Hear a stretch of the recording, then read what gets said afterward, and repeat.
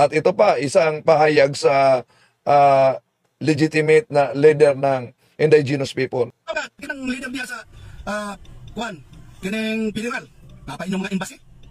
Mayroon pa umanong embassy. May nakita ako, may sarili para silang plate number sa motor.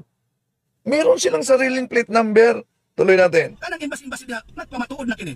Nagdili sakop sa Republic Act 8371. Kaya walay lain namong embassy. Ang among ahensya nga NCIP. Kasigan mo diri ha, 3 pisong.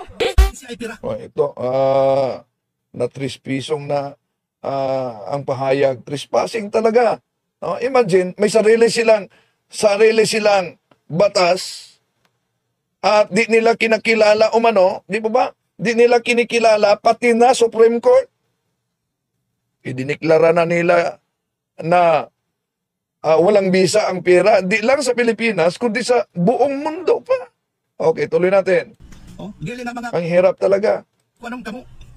Pang maniwala sa sariling kasinungalingan. Kung magani may magkuhan kining maghimo og kanang ingon nga padlak-padlak ang mga kuan nga naagit sa amo ang balaod god nasakop kami sa Republic Act 8371. Kamo na hinuon nga bisang gamay.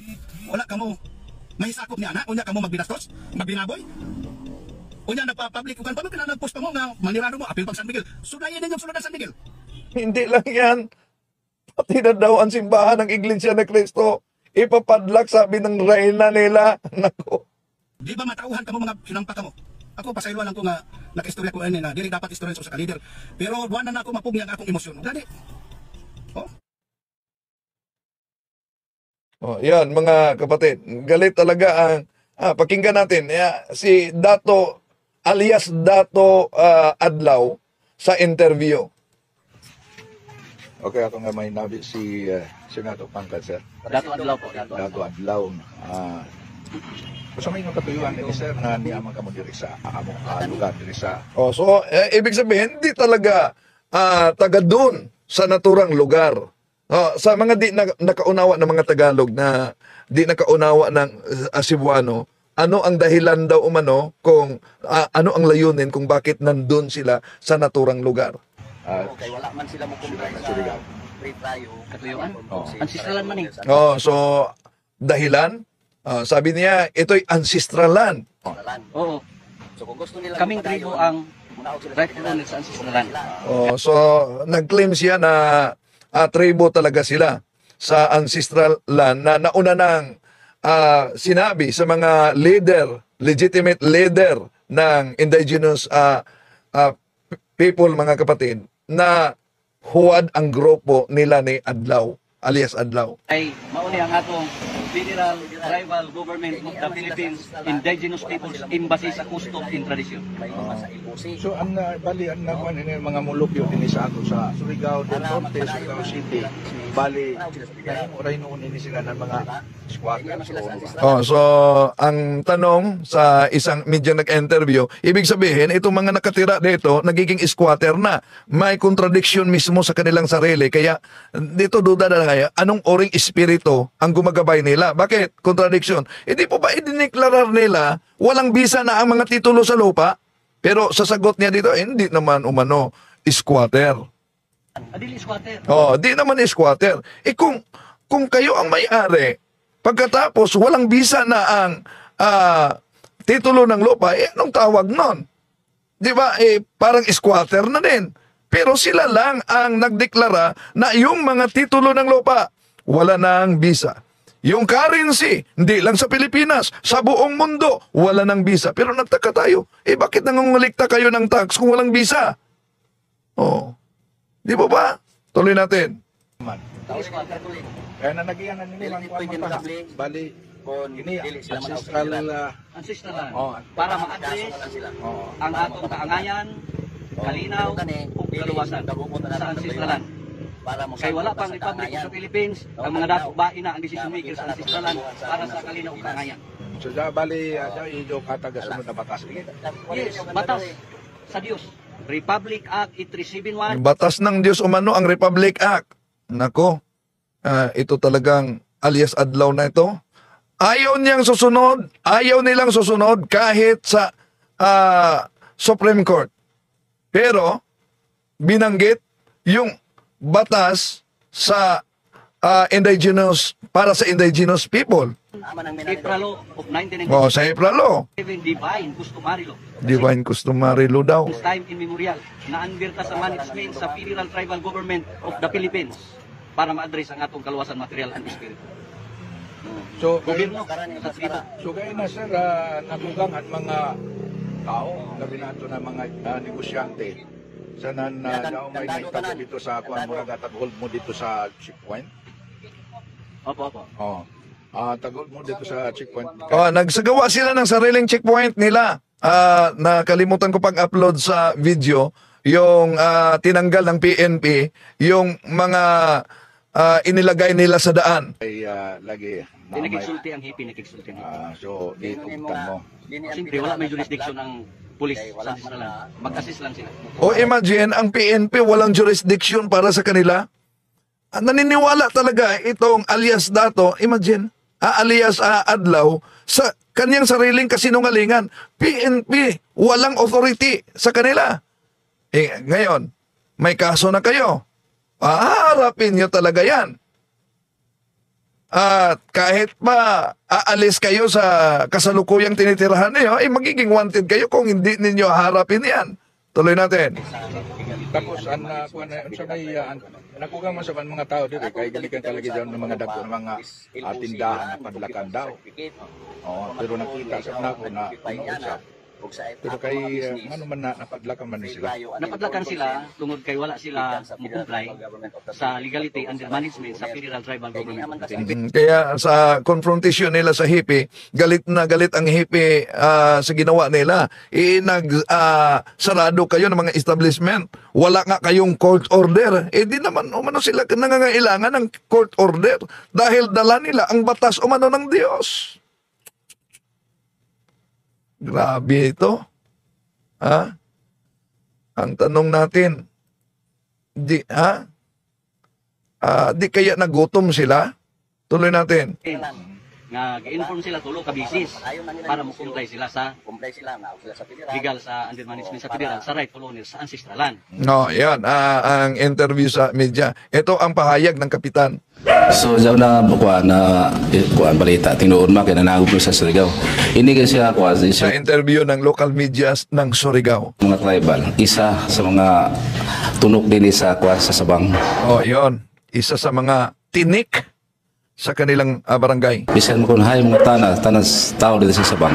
Sila mismo ang kuan. Hindi mo naghimo ng kasamok. So, ang taglakang ng kuan, taghimo ng barangay. Kaya di man makaya nga, biskan imbitaw na mo sila sa barangay, dili man to, kaya dyan maila kaugalingon gobyerno. Imagine, iniimbita na pala ito ng barangay, hindi maniniwala dahil may sarili silang gobyerno. May sarili silang bandila. Akala ko yung ipinakita sa coronation Malacanang, hindi pala Mulacaniang. Mulacaniang Palace. Yung mga tribal. So, ang tagpuan tayo, inahin mo na kahapon, nagtawag na ka ng direkta ng polis. Para ang polis mismo na ibayo na sila sa mukuha. Kasi sila may pinakataas nato na kuhan, hanapan. Ang barangay, adyan naman kayo makasis. Kung ano himuon nato nga doon. So, ang naitabo, doon ka sila gahapon, magpapirma sila ng ila, parisip ng mga papilis nila. Kaya sa ila kuno tribal, amo doon, kaya sila lagay ko ng gobyerno, kagaling ng gobyerno. So, naitabo, iyagay mapirma higahapon. Namo si kita sa ng parisip ng mga papilis. So, naitabo, kaya nagwala naman, nag-traffic naman kayo nabunta nga doon. So, nawag na ng polis na, para ang polis ang So, nagsagawa na silang checkpoint mismo. bantay nga doon. Kaya di naman mo kaya siguro sa barangay. Kaya mismo ang barangay, ya na may mukha daw na dili man mo tuloy ng balaod. Kaya ilang ang kaugalingon balaod. So may tabo, magpatabangay kami sa kuan sa katasan. Lokal mga sila ni Mayor, dumlaw sila ni si Lukban. Kaya natagistorya nila kay nabuntag. Pero paghahigyapon kay sa ngayan, dahil ilalagay gobyerno. Ang tigas talaga dahil meron silang sariling gobyerno. Among kuman, bali, dyan tagtambayan kuman ang gobyerno para sa ila. Amo ila balita, pero tuloy wala mo ang barangay. Diyan tuno sa lain establishment, amo ila tagimo, tumadlakan. Amok may syudad na kuan, naitabo ng syudad kuman, na iba yung sila tanang kung sino ang tagpadlakan. Pero kuman, bagan tanan dyan nila kuan, tagimo po man dyan binuwang. Ayan ang sabi, kaya humingi na sila ng matagal na pala ito, mga 5 taon na taga-ibang barangay, taga-ibang lugar daw. Disturbo sa syudad, disturbo sa sa barangay. Disturbo talaga sa syudad at barangay. Anila taghimo. Jaya mo ko ang taghimo ni kapitan. Pero ang taghimo ko na mo direct tagil sa kwan kay dili mamati sa barangay. So direct na sa taas. Ana mo taghimo. Kung emergency pwede mo dawaton. Pero pagka normal ito sa lunes kintahay. Dawat man kami kay 24/7 man sa serbisyo ng barangay. Ana mo ko sa kwan sila yung number 1 tunok din sa mga barangay pasaway daw na grupo. Daw na kwan uso sila taon-taon na ini. Hindi sumasalip ya pa may audit. Mga 5 years na siguro. Matagal na pala. Na 5 years na sila nagsimula, matagal na. Ang mga grupo nila, uyay hindi taga Surigao. So sa mga miyembro nila walang taga Surigao. Pagkatapos doon sila sa Surigao nagsagawa ng ganito. Taga ibang lugar umano. Na din sa Surigao City, taga Sabang Boya. Kasagaran daw sila sa lain-lain lugar. Taga ibang lugar. May nakita ko kahapon na may nagsabi na mayroong mga taga Davao daw umano na pumunta dan. At bakit? Dahil may promise na bigyan ng lupa. Lupa rin dire. Kaya daw, lagi-lagi pasalig ng mga lupa. Naihatag na kung mana may makuha. Kaya tagsakop ng mga sa Surigao City. About Surigao doon sir. Ilan na po dyan kuhan. Ilan na ko ng lupa. Ilang lupa. Ilang umanong lupa. Dahil ang Pilipinas, dito pinangalanan ng Pilipinas, may pangalan yung si Dato Adlaw. At sabi niya, yung kanilang dugo daw kulay puti. Imagine, dugo daw nila kulay puti. Ano yan? Langka? Okay. Tuloy natin. Unon man nato yun. Pagsabot nato kung kita yung nato na kita hay mula nga ikaw tag-ija ang kunon alahan ko na kaya ang kun naman an kung itong tanong mga jay papel ang daling mag-angkin. Kahit angkinin pa buong mundo dali lang, pero paano mapatunayan na sa iyo talaga? Imagine, idineklara na ng reyna nila walang bisa na ang pera, walang bisa na. Today, I am declaring the demonetization of all the currencies, not only in the Philippines, but all over the world. No more fiat currency. Because today, we have the plate, the blue plate of our ancestors in the printing of all the seven. Ayan, sa koronasyon niya yan, Mulacanang Palace. Meron silang Mulacanang. May sarili silang bandila. Pero dala-dala pa rin nila ang bandila sa Pilipinas. Nagtaka lang ako sa kanilang arena dahil sa live niya nawala na yung Facebook account niya dahil sa mga pagbabanta, no? Nawala na, kay galit siya ni Mita. So baka mapadlak ito si Mita. Umihingi siya sa Jollibee at McDo kung maalala ninyo yan. Dito kayo Jollibee, McDo, dito kayo magsuporta ngayon sa akin.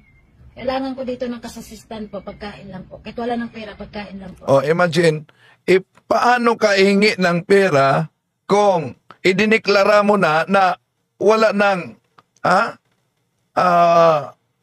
nang bili yung pera na yon dahil may bago daw umano sila. Pagkatapos, humihingi ng cash assistance kahit walang pera lang umano, pagkain lang. Ano nga ba talaga itong grupong ito? So, kaya sa isinagawa ng PNP, yon, may mga hinuli na talaga. Lalo na nagsagawa sila ng checkpoint at dala nila yung matatalim na mga itak. So, may hinuli na ang PNP. Ni ami dong magpadlak ni. Padlak ka ni. Oo, kay wala man sila mo comply sa free prayo.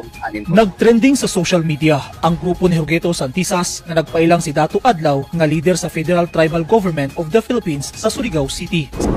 Punta na ng police station and then yung investigator on case natin, pre-process na lahat ang mga documents na kailangan para sa pagsampa ng mga iba't ibang kaso against sa kanila. Kasi yung naging action nila is not in accordance with the rule of law. Magpadlak na kayo, dinampot nyo ang aking member official. Gusto nyo magbaha ng dugo. Tandaan nyo to. Kayo lahat dito sa Surigao, magsara na kayo in 72 hours. Magsara na kayo sa ginawa nyo. In 72 hours, Ferdinand Marcos Jr. nga ilaming gisirkuluhan diri ang mga pulis nga wala sila rights, no? Wala sila rights, illegal intervention sila kay assisting ra ni branches of civil government. Nga among gi-implement ang balaod since time immemorial. Republic Act 8371, April Law of 1997, Divine Customary Law, na under ta sa management sa Federal Tribal Government of the Philippines.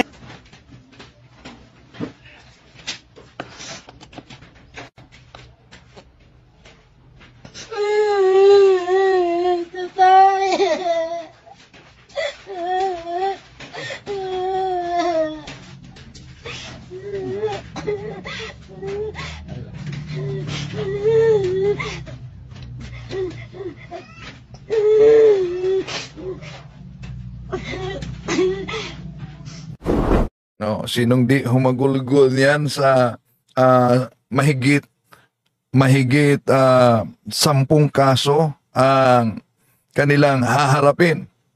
At so maghanap pa sila ng mga abogado para magiging lawyer nila.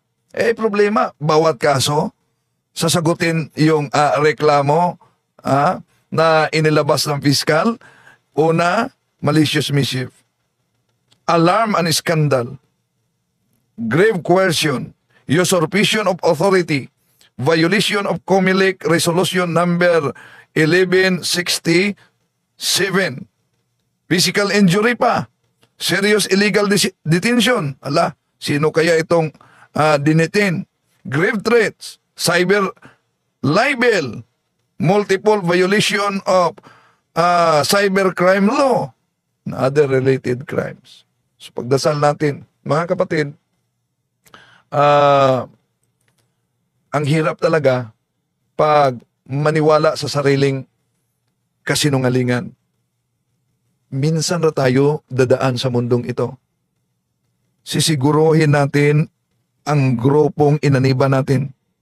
Ang pagkadaya pwedeng maranasan sa iba't ibang paraan. Pero napakapiligro pag madaya tayo sa pananampalataya. Dahil nanganib ang ating kaluluwa. Ang napakadelikado pag ganitong grupo na kahit sa sariling kasinungalingan, sila mismo'y naniniwala.